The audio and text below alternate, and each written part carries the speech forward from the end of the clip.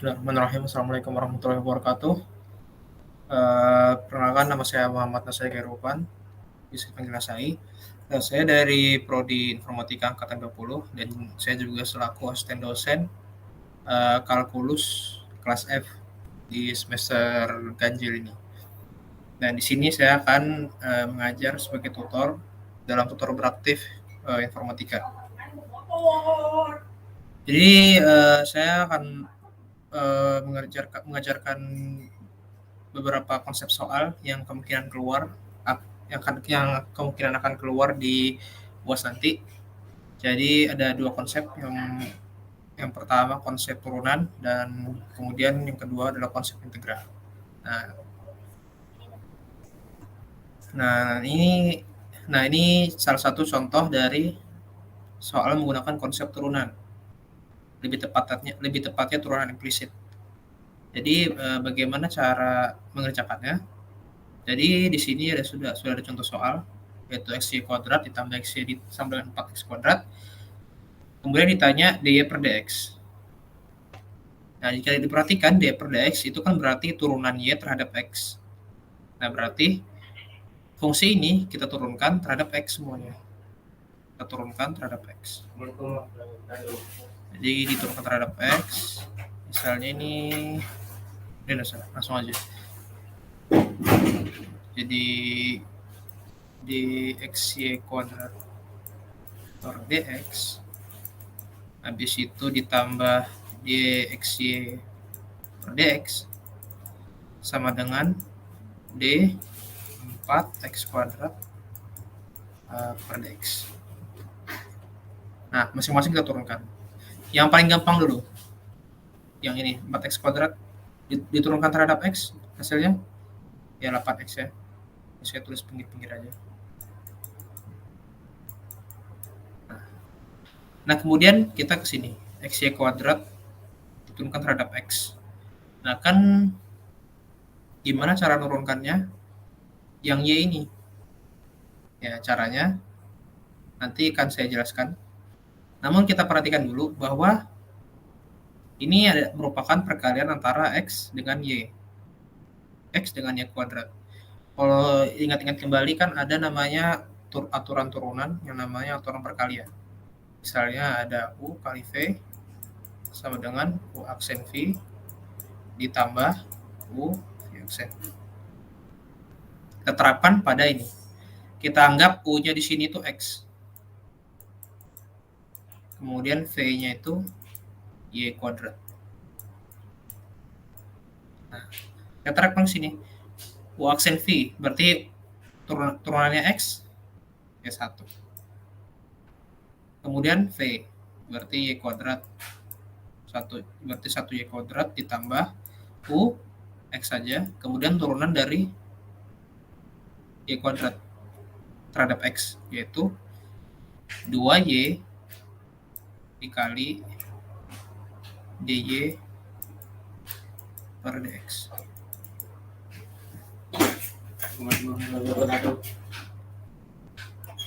Nah, kemudian ini juga sama perkalian, kita terapkan juga seperti ini. Nah, berarti di sini kita ganti, di sini V-nya itu Y.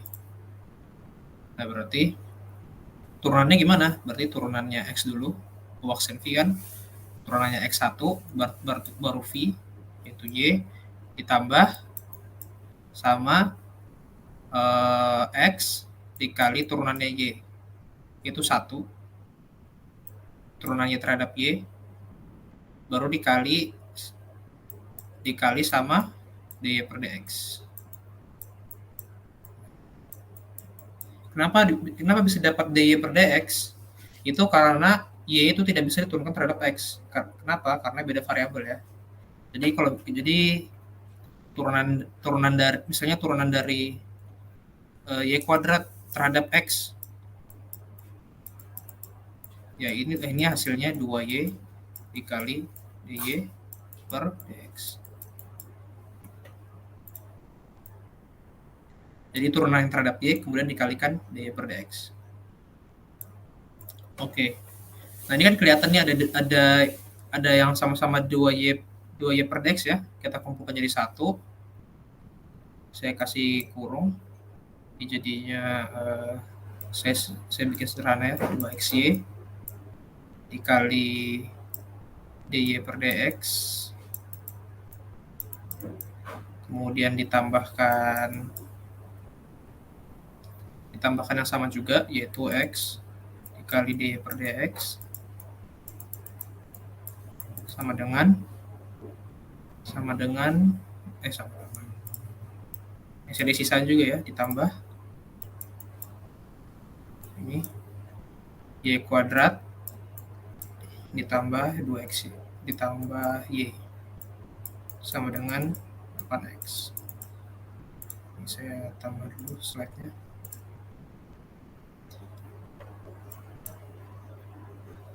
Nah, ini yang y kuadrat sama y-nya ini dipindah ke kanan ya. Jadinya 2xy dikali dy per dx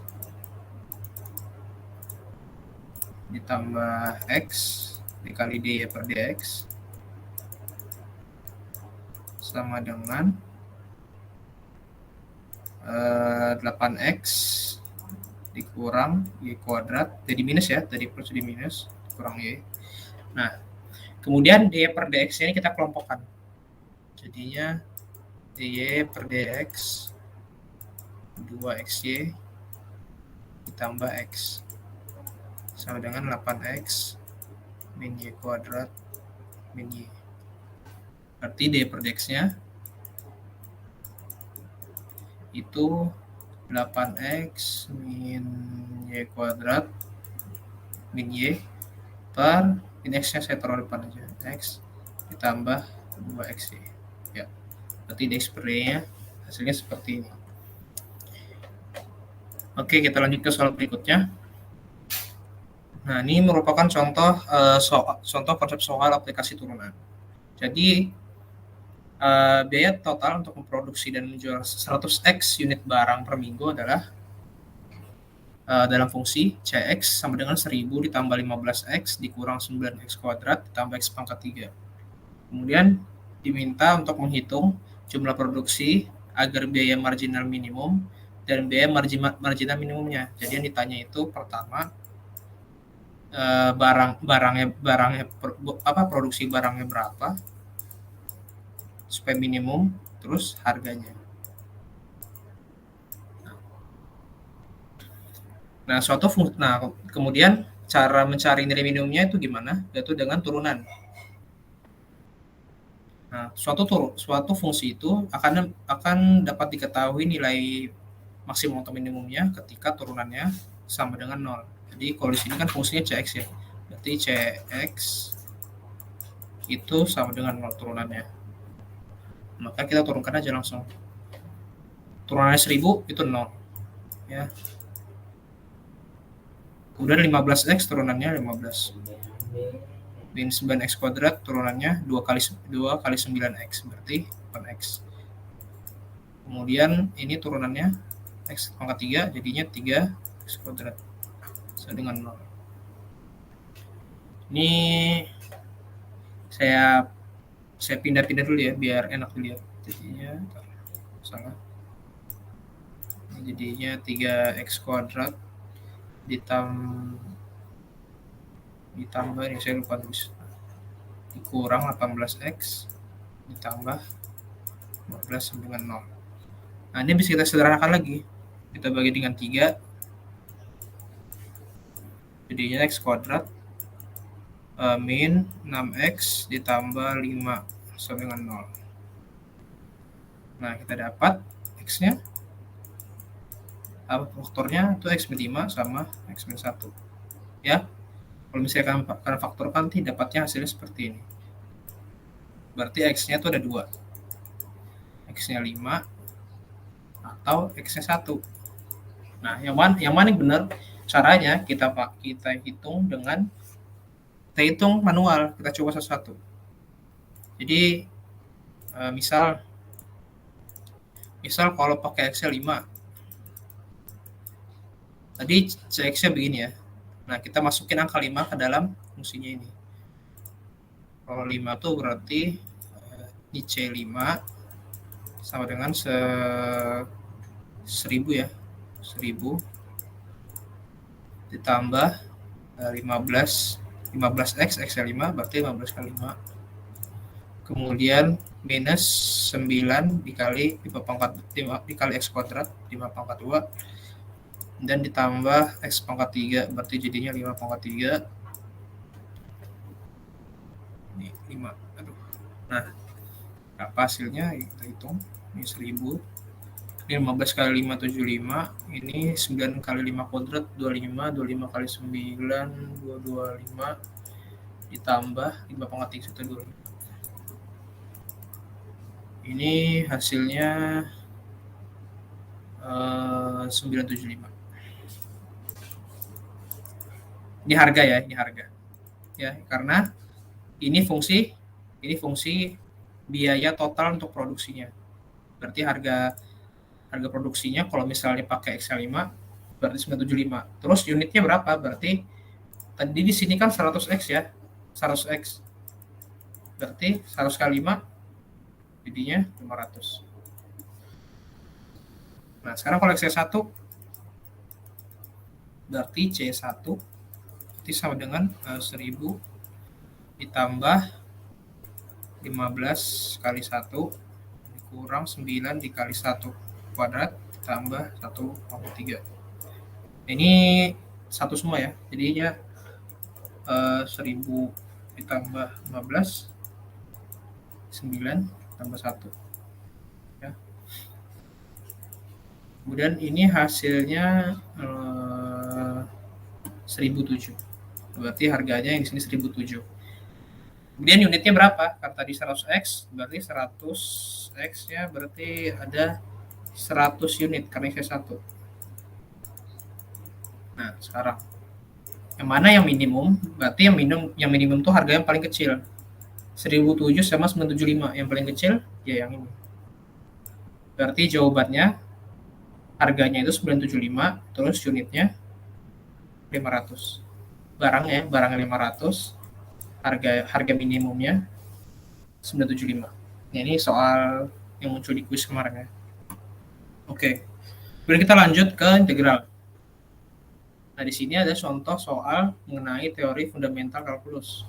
Jadi misalkan ada fungsi fx yaitu integral dari 2 ke x untuk akar 3t kuadrat ditambah 1 dikali dt. Kemudian ditanyakan f2-nya berapa, f aksen 2-nya berapa, f double aksennya berapa. F double aksen 2-nya berapa. Oke, kita coba dulu dari yang pertama. A-nya sama dengan A-nya untuk yang F2 ya. Kalau F2, kalau misalnya X-nya 2 berarti di sini 2 ya. Di sini 2, di sini 2. Kemudian di sini jadinya 3t kuadrat ditambah 1 akar dt. Jawabannya 0. Kenapa 0? Karena itu terkait dengan teori fundamental kalkulus 2.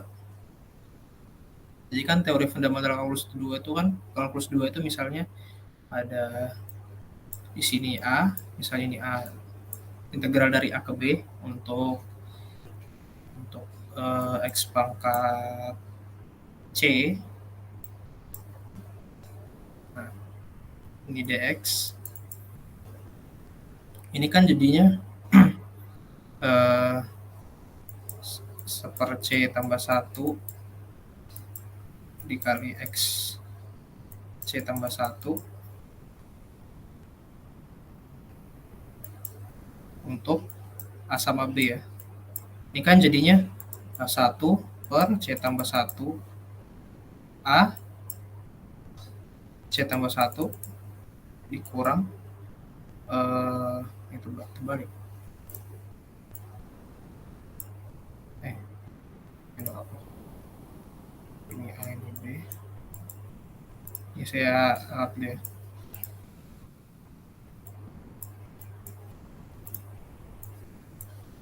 Ini kalau misalnya editor yang mau hapus bagian yang tadi aku ralat tuh ya. Nah, ini kemudian dikurang sama 1 per C plus 1 untuk B, C plus 1.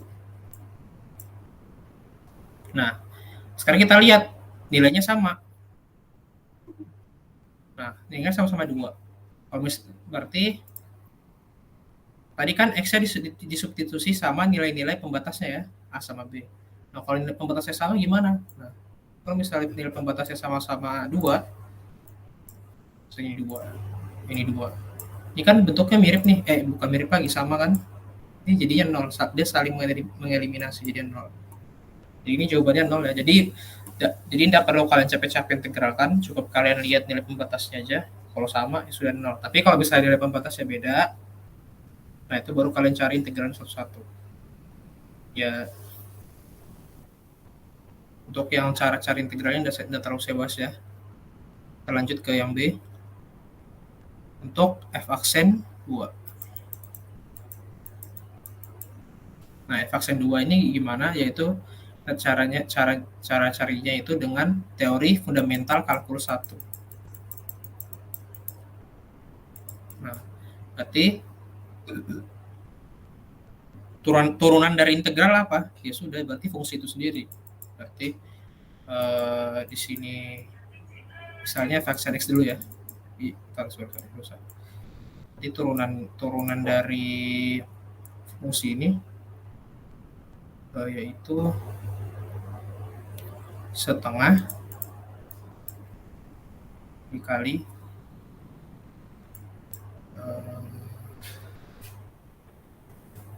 1 per ini 6, saya ganti jadi x ditambah 1.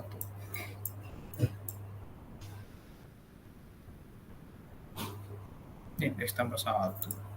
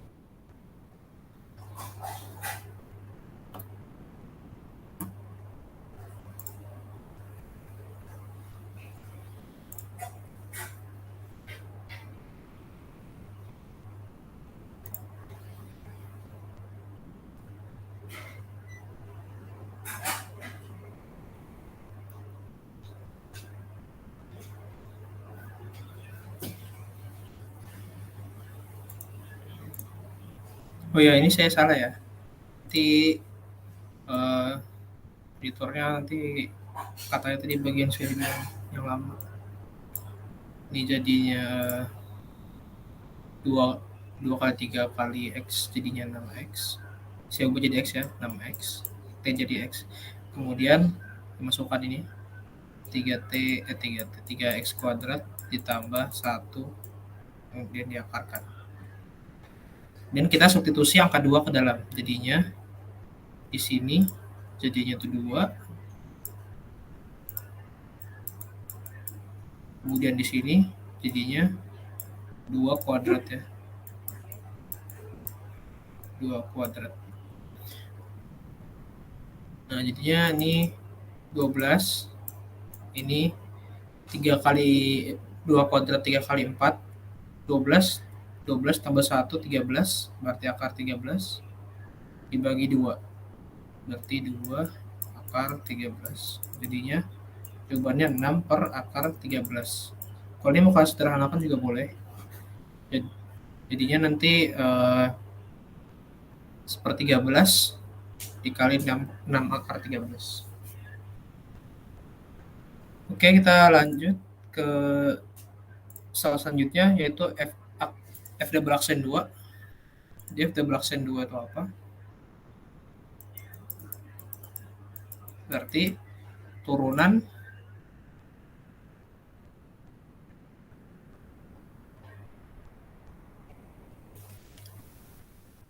oh ini salah ya, ini jawabannya f aksen 2 ya, f double aksen 2 ya. terbalik. Nah yang ini f aksen 2 ya, salah ya. Jadi gini, jadi untuk mencari f aksen double 2, f aksennya ada 2, itu turunan dari fungsinya ini, turunan dari 3t kuadrat tambah 1. Ini saya ubah jadi x aja ya. Nah, terhadap x. Nah ini kalau mau cari turunannya, turunan double aksennya. Nah kalau kalau turunannya sekali doang gimana? Yaitu dari fungsi itu sendiri. Itu pakai teori fundamental kalkulus 1. Berarti pakai di sini saya jadikan x ya. Jadinya akar 3x kuadrat tambah 1 ya kan. Jadi kita substitusi nilai 2 ke sini.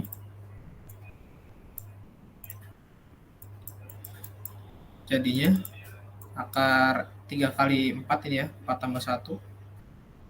3 kali 4 12, 12 tambah 1 13. Nah, jadi sorry tadi saya tipu. Jadi untuk F2-nya itu 0 dan F aksen 2-nya yaitu fungsi itu sendiri. Jadi langsung masukkan aja ke sini. Ya 3 kali 4 tambah 1 ya.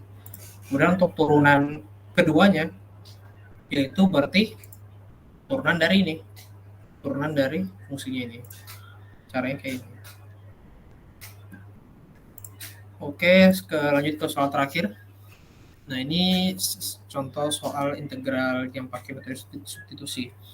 Kenapa saya angkat topik ini? Karena banyak murid yang saya lihat, karena saya sebagai asosiasi kalkulus ya, banyak murid yang saya lihat itu kesulitan dalam mengerjakannya. Bahkan mereka itu sudah kopas dan kopasnya itu masih salah. Jadi saya ajarkan cara mengerjakannya.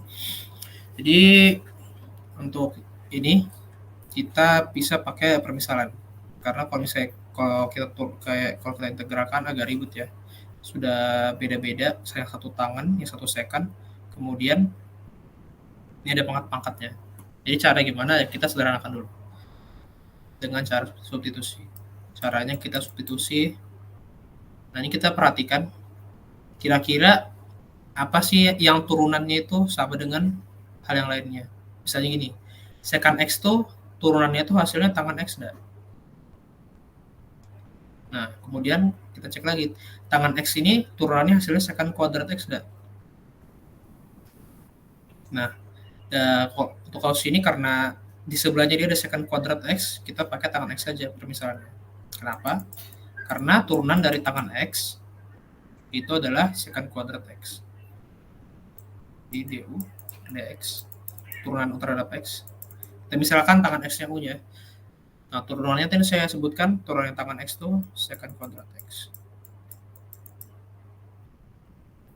Nah, berarti du-nya sama dengan secant kuadrat x dx. Ya. Nah, nah kemudian ini saya ubah sedikit. Jadinya ini pi per 4, ini 0. Ini tangan x biar kelihatan.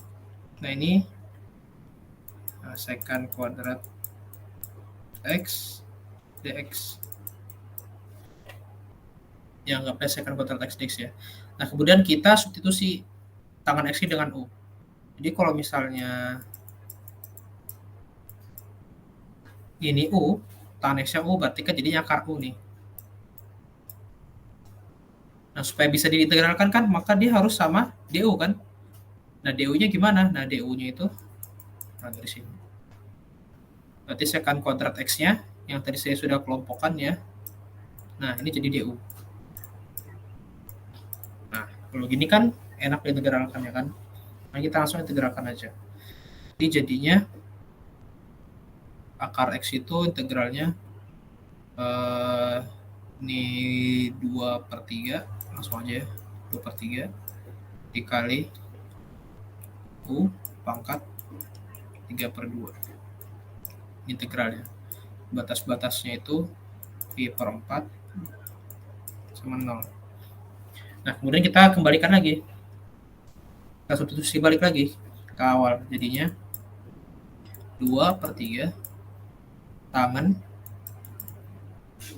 X untuk batas nilainya pi/4 sampai 0.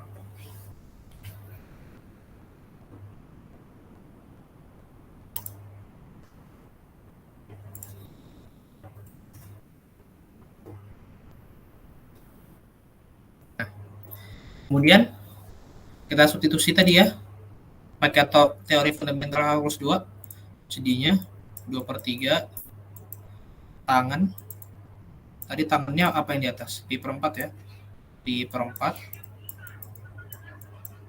dikurang sama 2/3 tangan 0.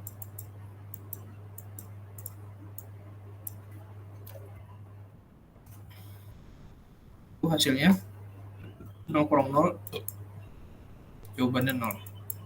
Oke. Oke, jadi itu aja sekian dari saya.